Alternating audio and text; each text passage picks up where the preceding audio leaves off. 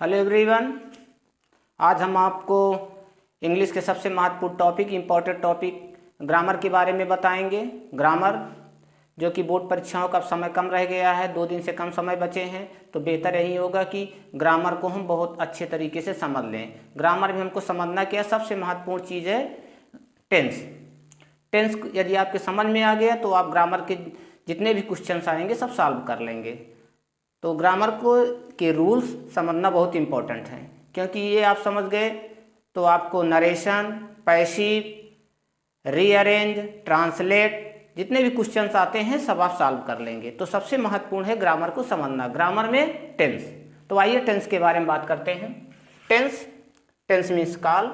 इसे हम आपको चार्ट वाइज पूरा समझा देंगे, इसी में इनके सारे रूल्स। वीडियो की स्किप मत कीजिएगा। तो टेंस इसके 3 भाग होते हैं, present tense, past tense, future tense. Present tense में 4 होते हैं, present indefinite tense, present continuous tense, present perfect tense, present perfect continuous tense. Past tense इसमें भी 4 होते हैं, past indefinite tense, past continuous tense, past perfect tense, past perfect continuous tense. उसी तरीके से फ्यूचर में भी future indefinite tense, future continuous tense, future perfect tense, future perfect continuous tense. तो आइए इनको हम रूल वाइज समझते हैं। सबसे पहले प्रेजेंट इंडेफिनिट टेंस। अब आप पहचानेंगे कैसे कि प्रेजेंट इंडेफिनिट टेंस है। जैसे आपको हिंदी में तो बताया गया है पिछले वीडियो में कि अगर वाक्य के अंत में ता है, ती है, ती हो इत्यादि शब्द आता है तो प्रेजेंट इंडेफिनिट टेंस होता है। लेकिन अगर इंग्लिश में ही है तो आप कैसे इसको पहचानेंगे?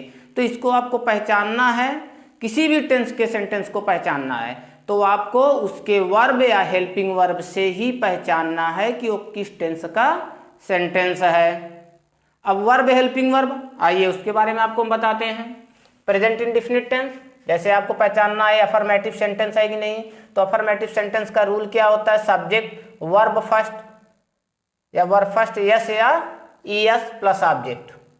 कहने का मतलब है कि यदि एक वचन का कर्ता है तो क्रिया में यस या यस, क्रिया मुख्य क्रिया के फर्स्ट फॉर्म में यस या यस लगा देंगे, फिर उसके बाद ऑब्जेक्ट लिखेंगे। और यदि कर्ता बहुवचन का है, बहुवचन का कर्ता आप जानते हैं, बहुवचन का कर्ता जैसे आई, वी, यू, दे या एक से अधिक, आई, वी, यू, दे या एक से अधिक, ये सब क्या होते हैं? बहुवचन के कर्ता होते हैं। ठीक है।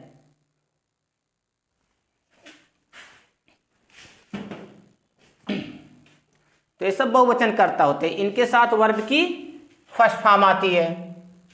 ये देखिए, अगर यहाँ एक वचन करता है तो वर्ब फर्स्ट में यस या यस लगा देंगे, और बहुवचन का करता है तो फर्स्ट ही फॉर्म रहेगा, फिर उसमें यस या यस नहीं लगेगा।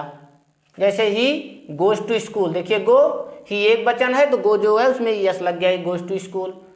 और यदि आई गो टू स्कूल, आई बहुवचन है तो उसके साथ वर्ब फर्स्ट गो ही रहेगा, उसमें यस या यस नहीं लगेगा। तो आप किस चीज को ध्यान रखना है, यस या यस लगा है वर्ब में तो समझ लीजिए वो प्रेजेंट इंडेफिनिट का अफर्मेटिव है। और फर्स्ट फॉर्म लगा है, कोई हेल्पिंग वर्ब नहीं है तो भी वो प्रेजेंट इंडेफिनिट का अफर्मेटिव होगा। नेगेटिव सेंटेंस में इस पे हेल्पिंग वर्ब डू और डज आता है। एक वचन का करता है तो डज नॉट, बहुवचन का है तो डू नॉट। वर्ब फर्स्ट मुख्य क्रिया की फर्स्ट फॉर्म में लिखेंगे, फिर उसके बाद ऑब्जेक्ट। इंट्रोगेटिव में यदि प्रश्नवाचक शब्द बीच में आता है तो उसकी इंग्लिश पहले लिखते हैं। प्रश्नवाचक शब्द जैसे कब, क्यों, कहाँ, कैसे, इनकी इंग्लिश WH वाले जो व्हाट, वेयर, हाउ होते हैं इनको पहले लिख देना है। यदि अगर क्वेश्चन वर्ड नहीं है तो आपको सब्जेक्ट के अनुसार डू डज पहले लिखना है। कोई भी इंट्रोगेटिव, किसी भी टेंस के सेंटेंस के इंट्रोगेटिव है तो आपको सब्जेक्ट के पहले ही हेल्पिंग वर्ब का यूज करना है, सब्जेक्ट के पहले ही हेल्पिंग वर्ब लिखना है। देखिए डू डज एक वचन है तो डज पहले लिखना, बहुवचन है तो do, verb first plus object. ठीक है, डू डज और वर्ब फर्स्ट ध्यान रखना, अगर डू डज आता है तो आपको वर्ब फर्स्ट ही लिखना है। फिर आते हैं सेकंड में प्रेजेंट कंटीन्यूअस टेंस। इसमें जो है helping verb is am are का यूज होता है। किसका होता है? इज एम आर का। यदि कर्ता एक वचन का है, सब्जेक्ट एक वचन का है तो हेल्पिंग वर्ब सहायक क्रिया कौन सा यूज होगा? इज का यूज होगा। और कर्ता यदि बहुवचन का वी, यू, दे या एक से अधिक, लड़के लड़कियां, हम तुम वह लिखा हो तो उसके साथ क्या लगेगा? आर। और आई के साथ केवल हम एम का यूज करेंगे, मुख्य क्रिया के फर्स्ट फॉर्म में ING लग जाएगा। ठीक। फिर निगेटिव में इज एम आर के बाद क्या लगाएंगे, नॉट। इज एम आर के बाद क्या लगेगा, not. Verb first plus ING plus object वही रहेगा। इंट्रोगेटिव में क्वेश्चन वर्ड अगर आता है तो पहले लिख देना है, नहीं तो सब्जेक्ट पहले आपको हेल्पिंग वर्ब। तो इसमें हेल्पिंग वर्ब क्या लगाना है, सब्जेक्ट के अनुसार इज एम आर पहले लिख देना है। फिर उसके बाद subject verb first plus ING plus object. Present perfect tense, इसके हेल्पिंग वर्ब हैज और हैव। इसमें कौन सी सहायक क्रिया आती है, हैज और हैव। एक वचन का सब्जेक्ट है तो हैज, बहुवचन का है तो हैव। मूर्ख क्रिया के कौन सा फॉर्म लगेगा, थर्ड फॉर्म। चाहे एक वचन का सब्जेक्ट हो चाहे बहुवचन का हो, आप क्या लगाएंगे, थर्ड फॉर्म ही। ठीक है।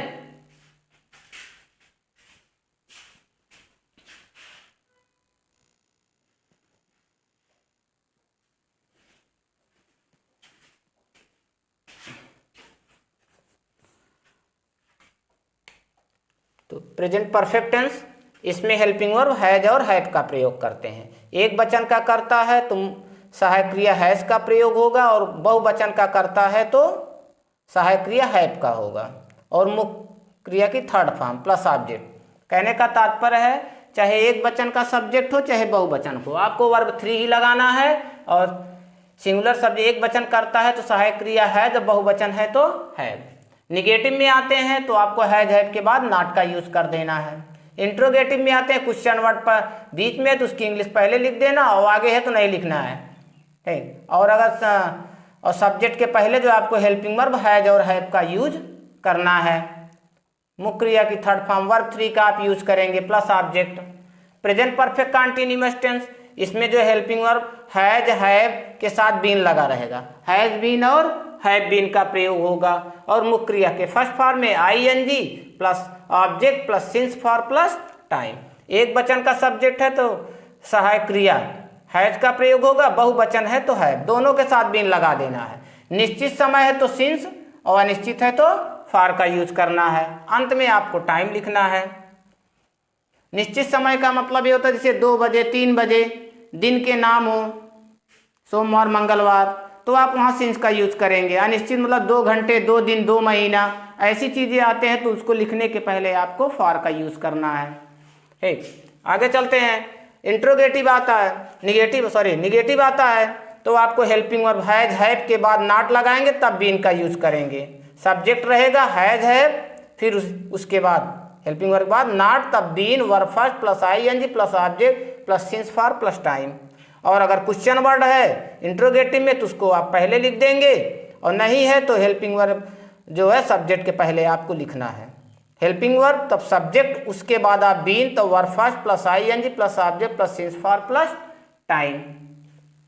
तो ये हो गया प्रेजेंट का। अब आते हैं आपको पास्ट में। पास्ट टेंस पहला क्या है, पास्ट इंडेफिनिट टेंस। अब पास्ट इंडेफिनिट टेंस में अफर्मेटिव सेंटेंस, आप पहचाने कैसे अफर्मेटिव सेंटेंस है, इसमें कोई हेल्पिंग वर्ब नहीं रहेगा। वर्ब सेकंड, मुख्य क्रिया की सेकंड फॉर्म लगेगी। जैसे गो है तो उसका सेकंड क्या होगा, वेंट। राइट है उसका second form wrote, went wrote, इस तरीके से लिखा जाएगा। ठीक है, तो इसमें क्या रहेगा, सब्जेक्ट चाहे एक वचन हो चाहे बहुवचन हो, आप कौन सी फॉर्म का यूज करेंगे, सेकंड फॉर्म। ये ध्यान रखना है, ये पेपर में आपके पूछा जाएगा। या तो आपका प्रेजेंट इंडेफिनिट पूछा जाएगा वर्ब फिल करने के लिए, या तो आपका ये पास्ट इंडेफिनिट का अफर्मेटिव सेंटेंस ये पूछा जाएगा। ठीक है, ये लिख देंगे, सब्जेक्ट रहेगा ऑब्जेक्ट, और आपको वर्ब फिल करना है। तो यही देखना है कि अगर कोई हेल्पिंग वर्ब नहीं है तो वर्ब सेकंड आप फिल कर देंगे। उसको आगे नेक्स्ट वीडियो में आपको बताया जाएगा कैसे फिल करना है।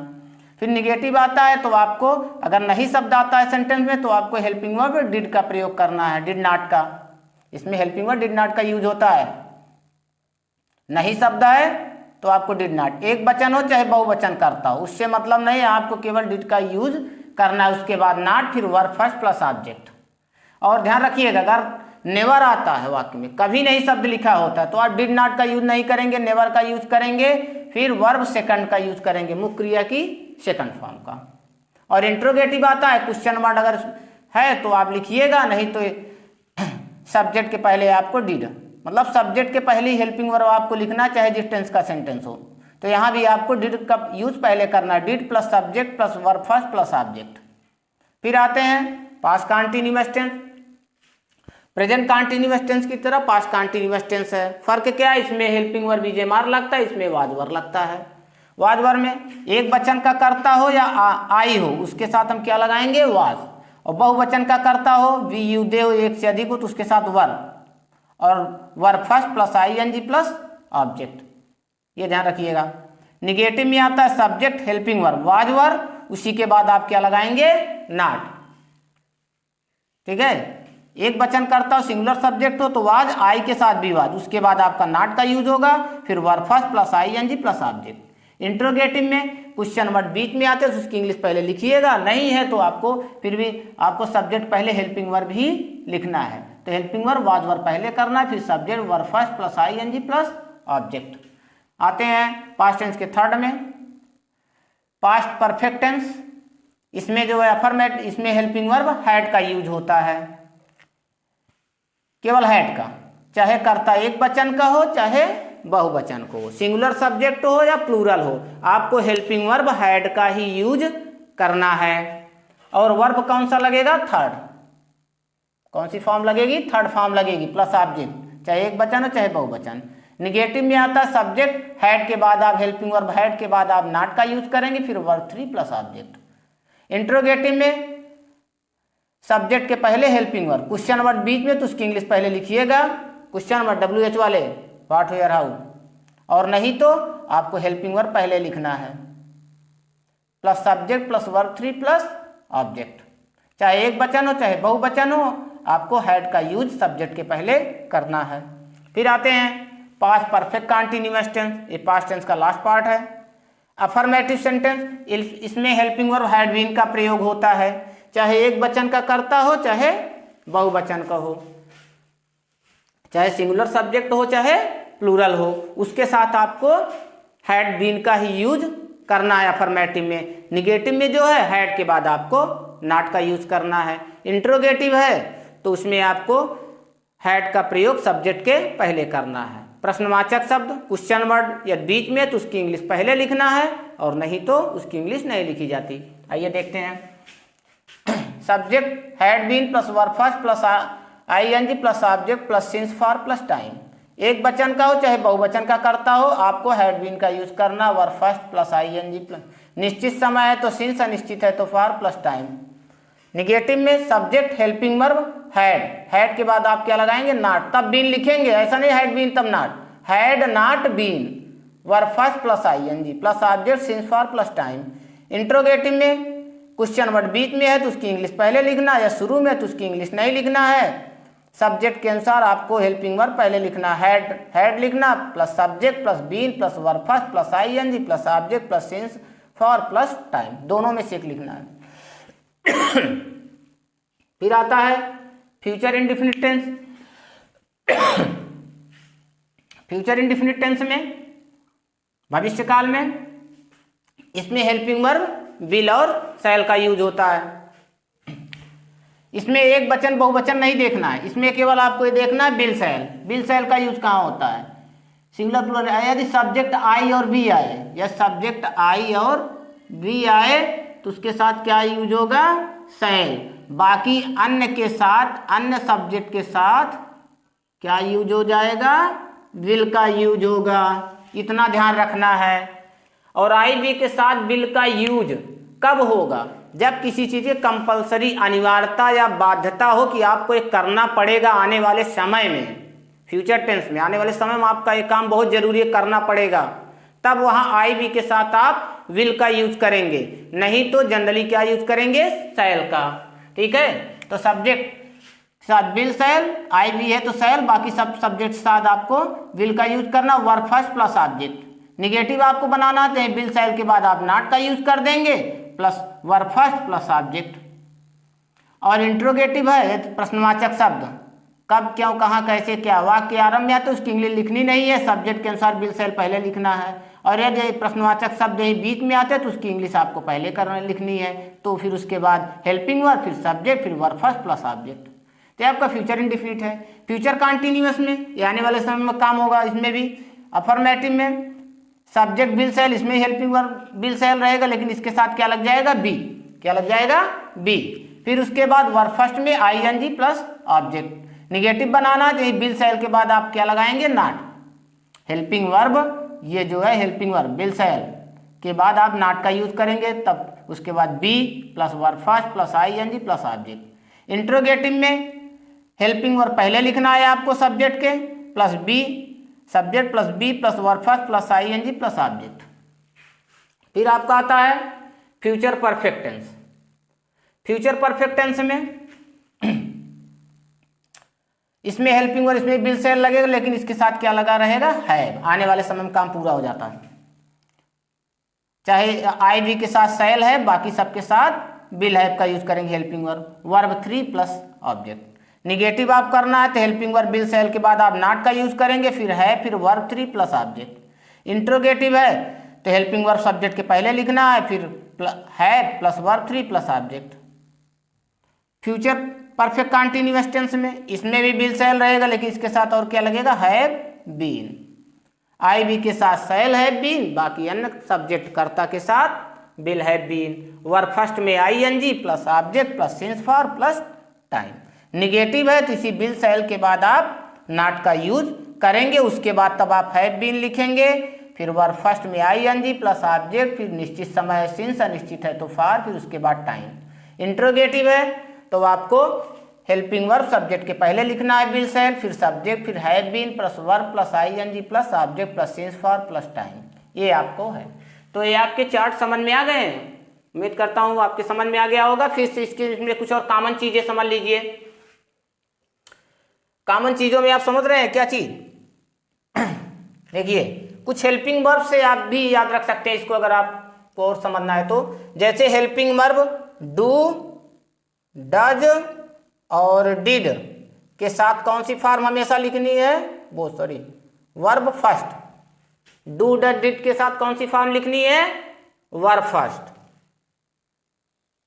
Is, am, are, is, am, are.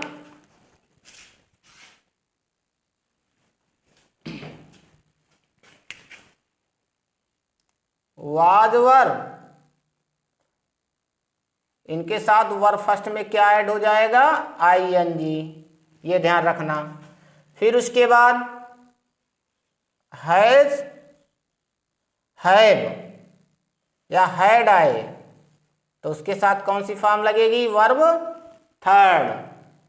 और अगर इनके साथ बीन लगा हो, हैज, हैव, हैड के साथ अगर बीन लगा देते हैं, has, have, had plus been, तो कौन सा फॉर्म लगाएंगे, वर्ब फर्स्ट में आईएनजी का यूज होगा। इस चीज को आप ध्यान रखिएगा। कहीं भी डू डज डिड आ जाए तो आपको वर्ब फर्स्ट लिखना है, हैज, हैव, हैड आ जाए तो आपको वर्ब थर्ड लिखना है। इज, एम, आर टेंस में is, am, are, was verb या विल बी, शैल बी हो तो आपको वर्ब फर्स्ट में आईएनजी का यूज करना है। और समझ लीजिए अगर जिसमें हेल्पिंग वर्ब ना दिया हो वो समझ लीजिएगा अब या तो प्रेजेंट इंडेफिनिट टेंस का अफर्मेटिव है या तो पास्ट इंडेफिनिट टेंस का अफर्मेटिव है। प्रेजेंट इंडेफिनिट का अफर्मेटिव रहेगा तो उसमें जैसे आईएस या वर्ब फर्स्ट लिखा रहेगा, और अगर पास्ट इंडेफिनिट है तो वर्ब सेकंड का यूज करना है। इस चीज को आप ध्यान रखिएगा, ठीक है। तो ये समझ में आया, पूरा क्लियर हो गया है ना। तो समझ में आ गया है तो चैनल को लाइक सब्सक्राइब करना ना भूलिएगा। अगले वीडियो में आपको नरेशन और पैसिव के बारे में हम और वर्ब को कैसे फिल करना है ये चीज़ें आपको हम बताएंगे। तो वीडियो देखने के लिए धन्यवाद।